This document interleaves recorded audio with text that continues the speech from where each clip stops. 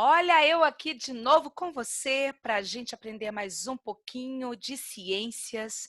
E hoje nós vamos para um assunto que muitos fazem, ai, para que isso? Só para complicar. Mas na verdade eu estou aqui para descomplicar, porque é um assunto muito legal.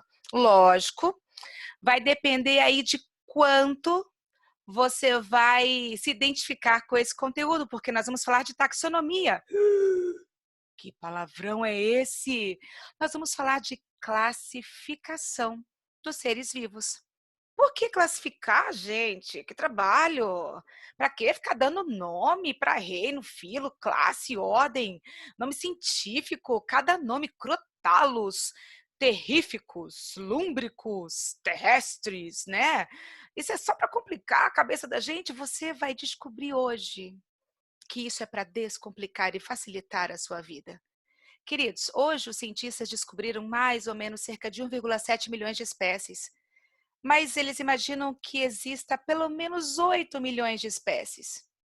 Se 1,7 já te parece muito, imagine 8 milhões de espécies. E se eu pensar em 8 milhões e 1,7, significa que nós ainda nem estamos perto de descobrirmos tudo o que existe, ou que já existiu, né?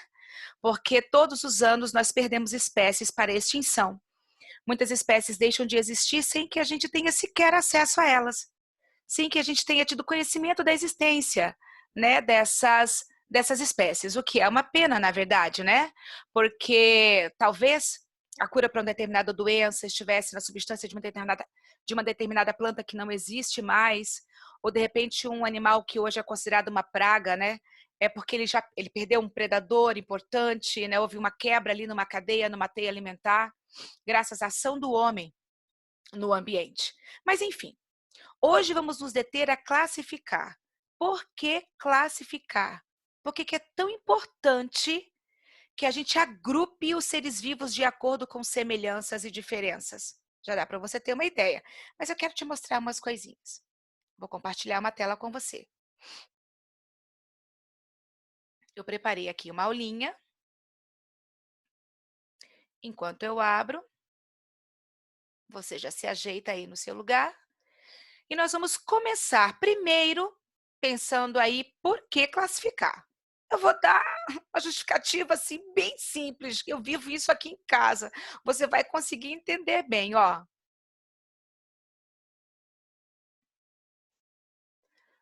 Quando você chega ao mercado, quando você vai no hipermercado, por exemplo, imagine se todas as coisas estivessem simplesmente acumuladas nas prateleiras, sem uma organização por categorias. Imagine até você encontrar o arroz, até você encontrar a manteiga, até você conseguir encontrar o seu biscoito, né? Até você conseguir encontrar ali uma gelatina. Porque não existe um critério para organizar as coisas. Agora, se a gente cria aí, né, estabelece um mecanismo de classificação, então para esse lado aqui, vocês vão encontrar os artrópodes. Para esse lado aqui, vocês vão encontrar todos os que forem moluscos. Aqui, vocês vão encontrar todos os que forem quinidários. Opa, no mercado tem isso? Não, mas no mercado, tudo que é laticínio, todos os frios, todas as carnes, né, o material que é congelado, todo o material de hortifruti, né, tudo que é ali de alimentos como arroz, feijão, açúcar, tudo que é de limpeza. Então, os produtos eles estão organizados por categorias, então fica fácil.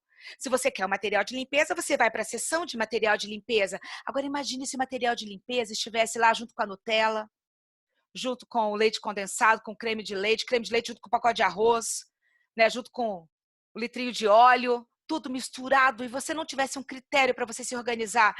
Gente, a gente já passa horas no mercado para fazer uma compra. Imagine se as coisas não estivessem agrupadas.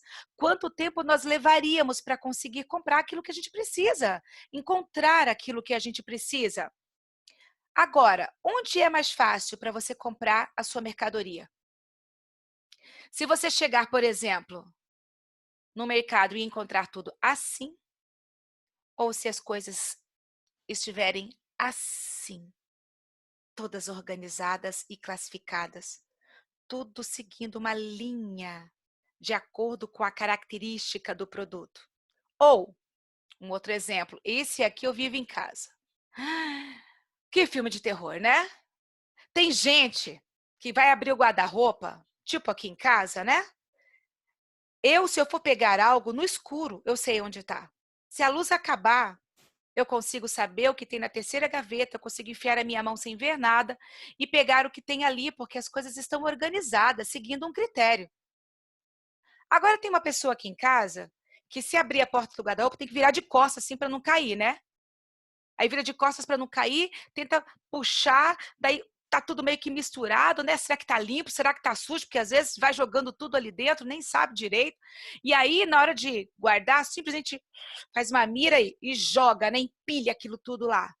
Gente, até você encontrar o que você precisa nesse cenário aqui, quanto tempo você gastou?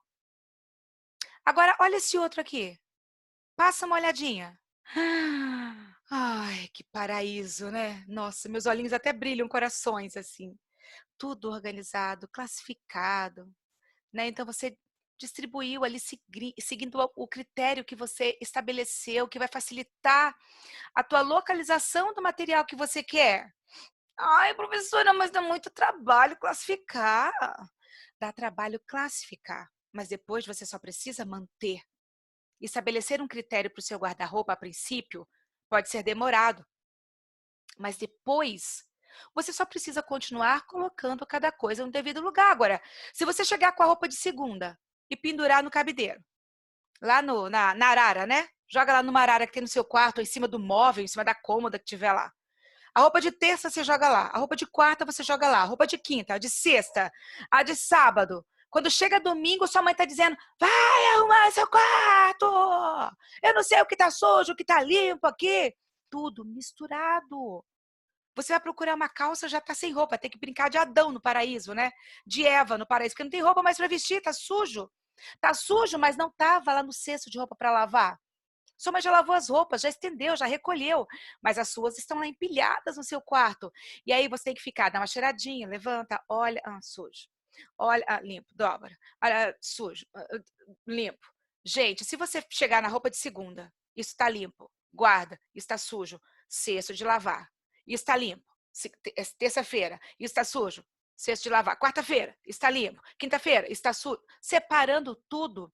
Quando chegar no domingo você vai para o parque, vai pedalar, vai jogar futebol, vai assistir Netflix, sei lá, vai curtir um tempo, vai, sei lá, estudar um conteúdo que você goste, assistir um documentário, um vídeo, vai jogar Uno, mas você vai ficar de boa, você não vai ter ali todo aquele trabalho de ficar organizando algo que você poderia ter seguido um critério de classificação desde o início. Agora a gente pensa nos seres vivos.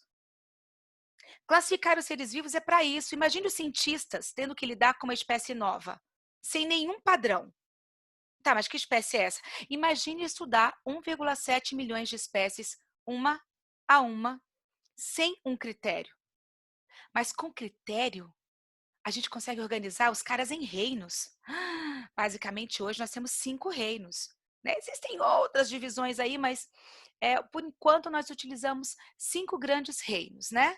Pode ser que as coisas mudem daqui mais para um tempo. Pode ser que quando você chegue lá no ensino médio, já tenha sofrido aí algumas novas divisões, né? E algumas mudanças dentro da questão da classificação. Mas por enquanto usamos 5 grandes reinos.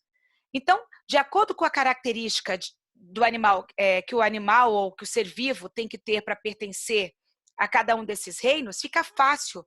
Quando o cientista se depara com uma nova espécie, ele já utiliza esses critérios para determinar: é uma planta, é um animal, é um protozoário, é um fungo. Lógico que dentro dos fungos existem diversas divisões. É um cogumelo? É um líquen? É um bolor? É uma levedura? Né? Então, existem ali alguns critérios, mas já se sabe que é um fungo, porque existem características determinadas para que algo pertença a essa classificação. Então, dá muito menos trabalho, né, para a gente conseguir entender um pouco mais do mundo aí que está à nossa volta. Agora, olha uma outra coisinha que eu quero mostrar para você. Os seres vivos, eles ganham um nome. A gente chama esse nome de nome científico. Por que o nome científico? Né? Escrito em latim, porque é uma língua morta que não muda mais. Então não vai sofrer aí uma reforma ortográfica, né, gente? Porque fala sério, né? Já cansei de falar para os meus colegas de português. É um livro assim de regra. Quando você decorou as regras e acha que você é o tudão do universo, tem um livro assim de exceção às regras. Isso é assim. Mas quando for assim, tiver essa outra coisa assim, não é exatamente desse jeito. Aí já é assim. Gente, a gente morre sem saber direito tudo. Gente, não tem ninguém de português me escutando, não, né? Não fala isso, professor de português de vocês, pelo amor da vaca leiteira. Então, olha só. Imagine, nome científico ele existe para não mudar. Para quando eu disser canes familiares, o cara lá da Alemanha saber que eu estou falando do cão doméstico. O cidadão que estiver lá na Islândia, o cidadão que estiver lá no Japão, nos Estados Unidos, na Espanha, o cara sabe que eu estou falando do cãozinho doméstico. Porque é uma língua que não vai mudar. Esse nome é o mesmo para qualquer lugar do planeta. Toda a comunidade científica vai saber que eu estou falando de um cãozinho doméstico se eu disser canes familiares. Mais uma vez estava eu comportando lá no Rio Grande do Sul. Fui na padaria e falei para a tiazinha lá que eu queria pão francês. Ela regalou o olho para mim e ficou com aquela cara de ponto de interrogação. E eu falei, pão francês, fia, ali, ó. Aí ela, cacetinho. Aí eu, puxa vida, gente. Cacetinho? Pão francês? Pão de sal? Lá no Espírito Santo é pão de sal. Aqui embaixo, ó, mimosa. Mimosa, gente, mimosa é vaca, né? Mimosa é vaca. Não, mimosa, mimosa, pocã, mexerica. Quanto nome para a mesma coisa, né? Agora, olha só aqui. Bolacha e biscoito, a guerra. Quem nunca teve que brigar por, ai, bolacha, é biscoito, ai, bolacha, é biscoito. Não, fala sério, que falta o que fazer. Né? Para mim é tudo a mesma coisa, bolacha, biscoito. Um dia falavam para mim que a gente ia fazer sanduíche de vina. Falei, coitado, quem é, né? Salsicha, gente. Sabe o que está escrito lá do tipo Viena? Nem sei se é assim que fala, né? Salsicha. Vina. Vina, gente. Da onde tiraram vina?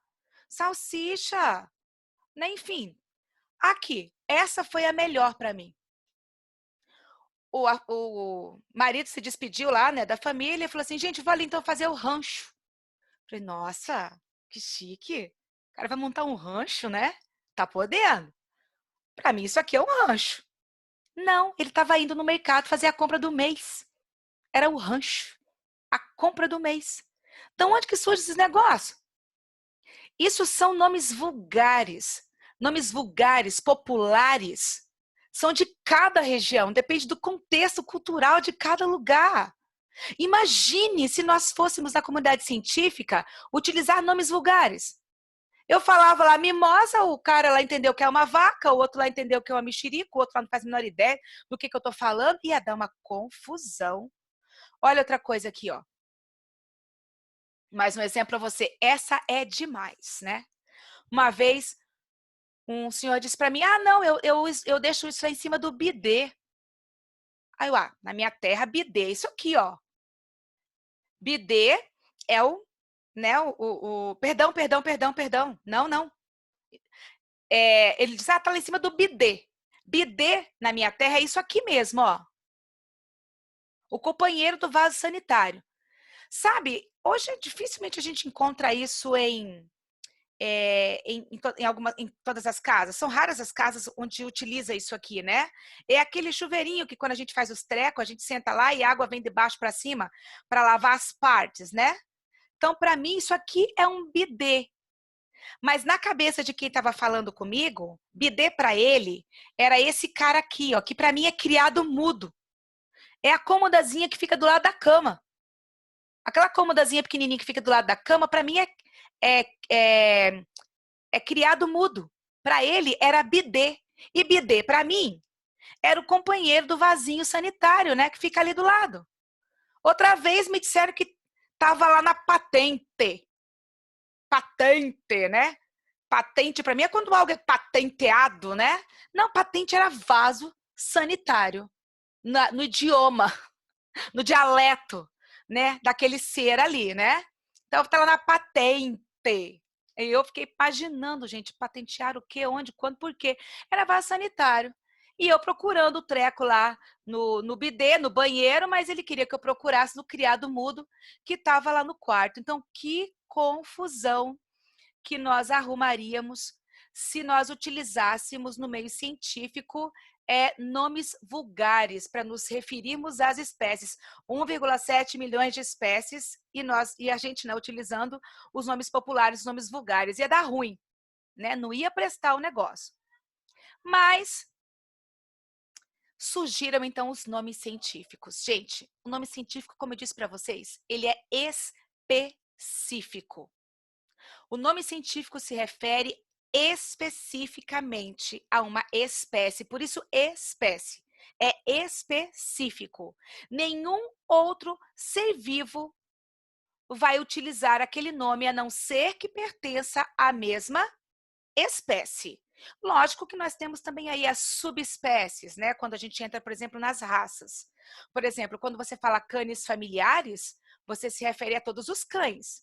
Mas existem várias variações dentro, né, desse grupo de cães, né? Existem diversas raças, mas o nome que define a espécie é um só. E ele é específico, só cãozinho doméstico vai ser conhecido por canes familiares. E os nomes às vezes parecem estranhos, né? Por exemplo, Sarcófilos arrisi. Nós estamos falando do diabo da Tasmânia, né? Brotops jararacuçu, cobra jararacuçu ou Brotops jararaca, porque estamos falando da jararaca. E aqui tem uma coisa interessante, ó. Quando a gente usa o nome científico, Linneu determinou que para dar o nome para uma espécie, nós usaríamos dois nomes. Por exemplo, Sarcófilos arrisi. Esse primeiro aqui, que é o Sarcófilos, se refere ao gênero. Existe um número maior de indivíduos que pertencem ao mesmo gênero. Por exemplo, o gênero Canis. Eu posso ter canis familiares, cãozinho doméstico, ou canis lupus, que são os lobos. Nós vamos afinilando, né? Então, quando eu chego aqui no nome científico, Sarcófilos arrisi, eu estou sendo bem específica, porque o diabo da Tasmânia pertence ao gênero Sarcófilos e à espécie Sarcófilos arrisi. Eu sempre vou usar dois nomes. O primeiro se refere ao gênero e o segundo se refere à espécie.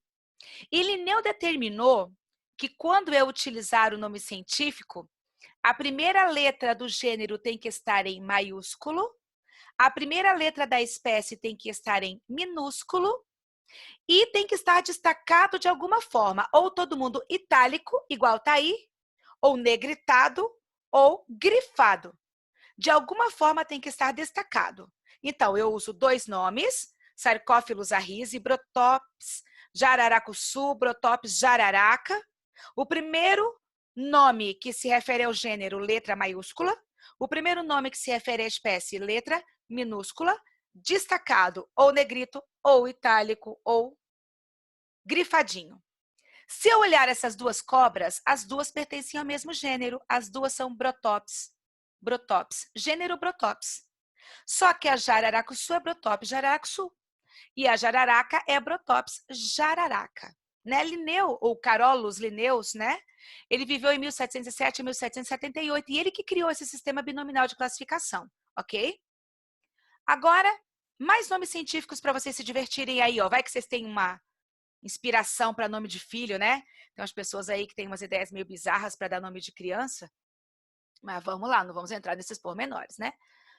Cedrus libani, o cedro do Líbano. Então, primeira letra do gênero maiúscula, primeira letra da espécie minúscula, todo mundo itálico. Coffea arábica, o café da Arábia. Lumbricus terrestres, lombriga da terra, uma minhoca.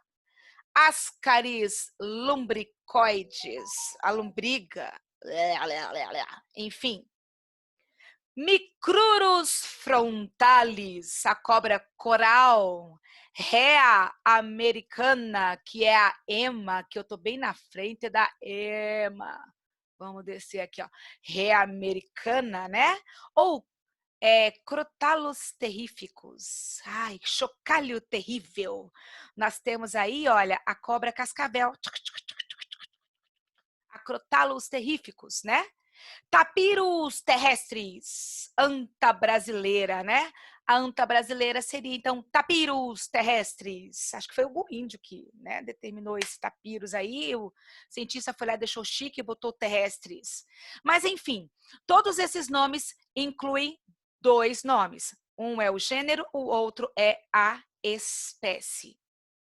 Nome científico é específico. Não tem essa história de eu ir lá pro Espírito Santo chamar o cara de moleque e moleque lá pra gente é menino. Ô moleque, pega aí pra mim. Ô moleque, alcança essa bola aí pra mim.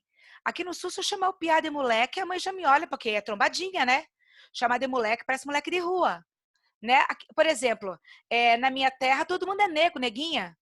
Né? E aí, nega? E aí, neguinha? Neguinho, nego, neguinha pra gente é um termo de carinho. Gente, na minha terra todo mundo é torradão do sol, né? Chega um branquelo lá no Espírito Santo, o reflexo ninguém vê, né? Irradiou, radiação para tudo que é lado, né? Quando eu vou para lá com esse meu bronzeado aqui, super sexy curitibano, só que não, né? Minha mãe falou, minha filha, vamos tomar um sol, né? O negócio meio desbotado, também que esse nosso céu de Gotham City aqui, né? Se bem que nós estamos passando uma fase boa e graças a essa fase, o coronavírus tem dado uma segurada aqui pra gente, embora o inverno esteja se aproximando, mas vamos fazer a dança do sol, se bem que tem que chover aqui nessa terra, mas enfim, né? Mas aqui, esses dias eu estava numa praça, eu fui chamar minha cadela é uma lhasa branquela, mas eu falei, ô nega, vem aqui. Todo mundo me olhou. Falei, vixe. Porque para eles soou ofensivo, como se eu estivesse depreciando alguma coisa. E eu não conheço isso porque não é da minha cultura, né? Na minha cultura, nós nos tratamos com carinho dessa forma e não existe para nós essa diferença. Até porque eu sou bióloga, né, gente? Bióloga criacionista e, pelo amor, né? Melanina se trata de uma única proteína referente à pigmentação da pele. Pele não tem cor. Ou você tem melanina, ou você tem um pouco mais, ou você tem um pouco menos, ou você não tem. Né? Se eu estiver falando de albino, enfim. Né? Então, pele não tem cor. Né? Pele tem ou não proteína, um pouco mais, um pouco menos, e deu. Agora, olha só. Para a gente poder abordar uma outra questão agora com vocês, fica ligadinho aí, não começa a surtar o cabeção aí de se desesperar, porque aqui a gente vai que nem o Jack Stripador, né? Por pedacinhos ali, por partes. Mas não no sentido terrorista da expressão, tá? No sentido de que nós vamos por etapas, né? Por partezinhas. Vamos lá. História da classificação, né? Gente, o primeiro cara que tentou pensar em como que a gente poderia classificar os seres vivos, aí um dos primeiros, né, foi Aristóteles. Ele é o pioneiro, né, em classificar ali os seres vivos. E a ideia dele, a princípio, foi bem interessante, mas muito genérica. Porque ele pensou assim, bom, vamos classificar os seres vivos segundo o lugar onde eles vivem. Ah, quem vive no ar, quem vive na terra e quem vive na água. Pronto. Opa, mas espera aí. Tem animais que vivem na água, mas tem muita diferença. Você vai colocar um tubarão e um golfinho no mesmo patamar? Um é mamífero e o outro é peixe. Vai colocar uma água viva, que é um invertebrado, né, no mesmo grupo ali que um, por exemplo, sei lá, me dá uma ideia aí, gente, sopra aí, uma estrelinha do mar, um equinodermo, né, que está super próximo da gente ali quanto à organização embriológica, né, na hora de formar ali, os tecidos embrionários. Então, é muita coisa para colocar junto, né? Então, agora é hora de falar, Manu. Quando eu pergunto, você não responde. Né? Precisando aqui de ajuda. Cadê a Duda aí agora para falar para mim? Professora, né? Para me dar umas ideias, umas dicas. Por isso que é ruim falar para o computador. Então, eu aqui conversando com o computador, já me dando uma leseira, né? Pessoa já avançada em idade, sem dormir, trancada em casa, que nem um eremita, e tendo que falar com a parede aqui, imaginando a carinha de todo mundo, mandando Matheus parar de dormir, né? Mandando fulano sentar, mandando Braia acordar. Acorda, Braia! Abre esse olho, filho de Deus, né? Enfim, gente, eu tô morrida de saudade, né? Morrida de saudade. Mas vamos lá, né? Só me resta falar aqui olhando para esse negócio. Você olha para mim, olha para você, Mulher Maravilha lá no fundo e vamos que vamos. Mas Aristóteles percebeu logo que, gente, esse negócio tá meio ruim. Tava muito aberto, muito genérico e tinha que mudar isso aí. Depois, então, eles tiveram uma outra ideia, né? Teofrasto, aí, um discípulo de Aristóteles, teve uma grande participação aí nesse processo. Por exemplo, ó, Aristóteles resolveu classificar, então, os seres vivos segundo a atividade deles. Os com sangue e os sem sangue, de acordo com o deslocamento. Deslocamento mais ativo, menos ativo. Interessante, né? Então, assim, os que tinham deslocamento mais rápido ficavam nos grupos do com sangue e os que tinham um deslocamento mais lento, mais dificultoso, ficavam no grupo do sem sangue, né? Teofrasto, então, resolveu adaptar ali, ó, junto com Aristóteles, né? E eles classificaram as plantas em erva, arbusto e árvore. Coitada das algas, né? Desapareceram ali. Ervas, arbustos e árvores. Gente, quanto ser vivo faltando, né? Não tem bactéria ali, não tem os protistas, não tem os fungos. Então se resumia tudo a animal e planta. Animal e planta. Mas para mim a classificação mais interessante, que mostra como o homem pensa nele quando ele olha para a natureza, e eu já vi alguns alunos meus falando bem assim, mas barata não serve para nada. Aí eu falo, gente, eu não sou apaixonada por barata. Se tem um bicho que eu tenho asco nesse universo, eu não costumo ter medo de bicho, não sei de cobra. Não gosto de serpente, né? Não gosto. Uma vez a gente fez nós estávamos apresentando sobre os répteis e uma aluna conseguiu levar para nós uma piton e uma coral arco-íris. Todo mundo tirou foto com aquela cobra, todo mundo da escola. Até as criancinhas pequenas apareciam lá para colocar aquela cobra no pescoço.